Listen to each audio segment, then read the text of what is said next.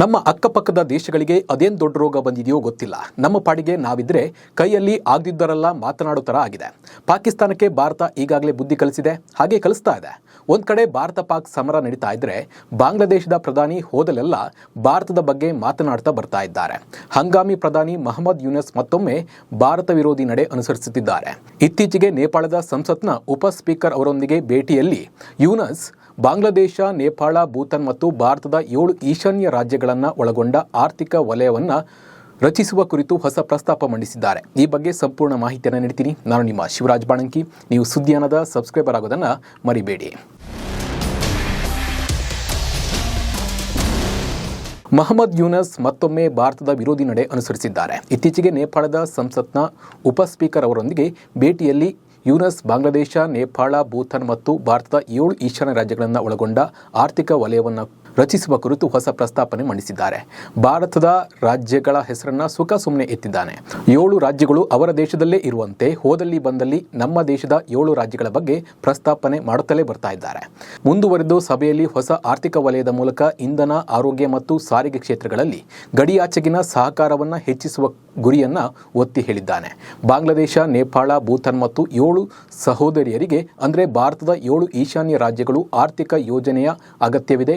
ಇದರೊಂದಿಗೆ ಇಂಧನ ಮತ್ತು ಮೂಲಸೌಕರ್ಯ ಯೋಜನೆಗಳ ಮೂಲಕ ಪರಸ್ಪರ ಸಂಬಂಧಗಳನ್ನು ಬಲಪಡಿಸುವ ಅಗತ್ಯವನ್ನು ಮಂಡಿಸಿದ್ದಾನೆ. ಇಲ್ಲಿ ಭಾರತದ ಬಗ್ಗೆ ಪ್ರಸ್ತಾಪ ಮಾಡಿದ್ದಾರೆ. ಪರೋಕ್ಷವಾಗಿ ಭಾರತವನ್ನು ಕೆಣಕುವ ಕೆಲಸ ಮಾಡಲಾಗ್ತಾ ಇದೆ. ಇನ್ನು ಈ ಸಭೆಯಲ್ಲಿ ಭಾರತ, ಬಾಂಗ್ಲಾದೇಶ ಮತ್ತು ನೇಪಾಳದ ನಡುವಿನ ಇತ್ತೀಚೆಗಿನ ವಿದ್ಯುತ್ ಮಾರಾಟ ಒಪ್ಪಂದದ ಬಗ್ಗೆಯೂ ಚರ್ಚೆಯಾಯಿತು. ಈ ಒಪ್ಪಂದದಡಿ ಭಾರತದ ಗ್ರಿಡ್ ಮೂಲಕ ನೇಪಾಳದಿಂದ ಬಾಂಗ್ಲಾದೇಶಕ್ಕೆ 40 ಮೆಗಾವ್ಯಾಟ್ ಜಲವಿದ್ಯುತ್ ಸರಬರಾಜಾಗ್ತಿದೆ. ಹಾಗಾಗಿ ಯೂನಸ್ ಬಾಂಗ್ಲಾದೇಶವು ಇಂಧನ ಮಾತ್ರವಲ್ಲದೆ ಪ್ರಾದೇಶಿಕ ಆರೋಗ್ಯ ಸೇವೆಗಳ ಹಂಚಿಕೆಯ ದೃಷ್ಟಿಕೋನದಿಂದ ನೋಡುತ್ತಿದೆ ಎಂದು ಹೇಳಿದರು. ರಂಗ್ಪುರದಲ್ಲಿ ನಿರ್ಮಾಣವಾಗುತ್ತಿರುವ 1000 ಹಾಸಿಗೆಗಳ ಸೂಪರ್ ಸ್ಪೆಷಾಲಿಟಿ ಆಸ್ಪತ್ರೆಯು ನೇಪಾಳ ಮತ್ತು ಭೂತಾನ್ ರೋಗಿಗಳಿಗೂ ಮುಕ್ತವಾಗಿರುತ್ತದೆ ಎಂದು ತಿಳಿಸಿದರು. ನಾವು ಪ್ರಾದೇಶಿಕ ಆರೋಗ್ಯ ಭದ್ರತೆ ಮತ್ತು ಹಂಚಿಕೆಯ ಸಮೃದ್ಧಿಯನ್ನು ನಂಬುತ್ತೇವೆ ಎಂದು ಅವರು ಹೇಳಿದ್ದಾರೆ. ಆದರೆ ಯೂನಸ್ ಅವರ ಈ ಹಿಂದಿನ ಹೇಳಿಕೆಗಳು ಭಾರತದಲ್ಲಿ ವಿವಾದಕ್ಕೆ ಕಾರಣವಾಗಿವೆ. ಯಾಕಂದ್ರೆ ಅವರು ಚೀನಾದ ಭೇಟಿಯ ಸಂದರ್ಭದಲ್ಲಿ ಯೂನಸ್ ಬಾಂಗ್ಲಾದೇಶವನ್ನು ಚೀನಾದ ಉತ್ಪಾದನೆ, ಲಾಜಿಸ್ಟಿಕ್ ಮತ್ತು ವ್ಯಾಪಾರದ ಪ್ರಾದೇಶಿಕ ಕೇಂದ್ರವನ್ನಾಗಿ ಮಾಡಬೇಕೆಂದು ಪ್ರತಿಪಾದಿಸಿದರು. ಈಶಾನ್ಯ ಭಾರತದ 7 ರಾಜ್ಯಗಳು ಭೂಕುಸಿತವಾಗಿವೆ, ಅವರಿಗೆ ಸಮುದ್ರಕ್ಕೆ ಪ್ರವೇಶವಿಲ್ಲ, ನಾವು ಅವರಿಗೆ ಸಮುದ್ರಕ್ಕೆ ದ್ವಾರವಾಗಿದ್ದೇವೆ ಎಂದು ಅವರು ಹೇಳಿದರು.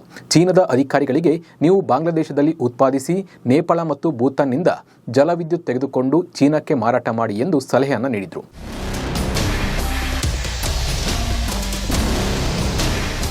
ಈ ಹೇಳಿಕೆಗೆ ಭಾರತ ತೀವ್ರ ಟೀಕೆಯನ್ನು ವ್ಯಕ್ತಪಡಿಸಿತ್ತು.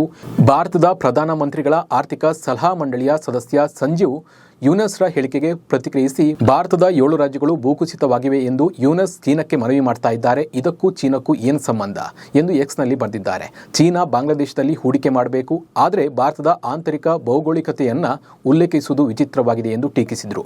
ಇನ್ನು ಈ ಬೆಳವಣಿಗೆಗಳು ಭಾರತ ಬಾಂಗ್ಲಾದೇಶ ಸಂಬಂಧಗಳ ಒಂದು ಸಂಕೀರ್ಣ ಚಿತ್ರವನ್ನು ತೋರಿಸುತ್ತವೆ.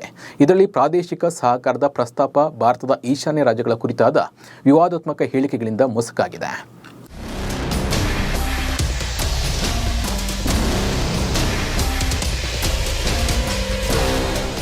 ಇನ್ನು ಈ ಬೆಳವಣಿಗೆಗಳು ಭಾರತ ಬಾಂಗ್ಲಾದೇಶ ಸಂಬಂಧಗಳ ಒಂದು ಸಂಕೀರ್ಣ ಚಿತ್ರವನ್ನು ತೋರಿಸುತ್ತವೆ. ಇದರಲ್ಲಿ ಪ್ರಾದೇಶಿಕ ಸಹಕಾರದ ಪ್ರಸ್ತಾಪವು ಭಾರತದ ಈಶಾನ್ಯ ರಾಜ್ಯಗಳ ಕುರಿತಾದ ವಿವಾದಾತ್ಮಕ ಹೇಳಿಕೆಯಿಂದ ಮುಸುಕಾಗಿದೆ. ಒಟ್ಟಿನಲ್ಲಿ ನಮ್ಮ ಅಕ್ಕಪಕ್ಕದ ದೇಶಗಳೇ ನಮ್ಮ ವಿರುದ್ಧ ಕತ್ತಿ ಮಸೆಯುವ ಕೆಲಸ ಮಾಡ್ತಾವೆ. ಈ ಬಗ್ಗೆ ನಿಮ್ಮ ಅನಿಸಿಕೆ ಮತ್ತು ಅಭಿಪ್ರಾಯವನ್ನು ಕಮೆಂಟ್ ಮೂಲಕ ತಿಳಿಸಿ. ನಮಸ್ಕಾರ.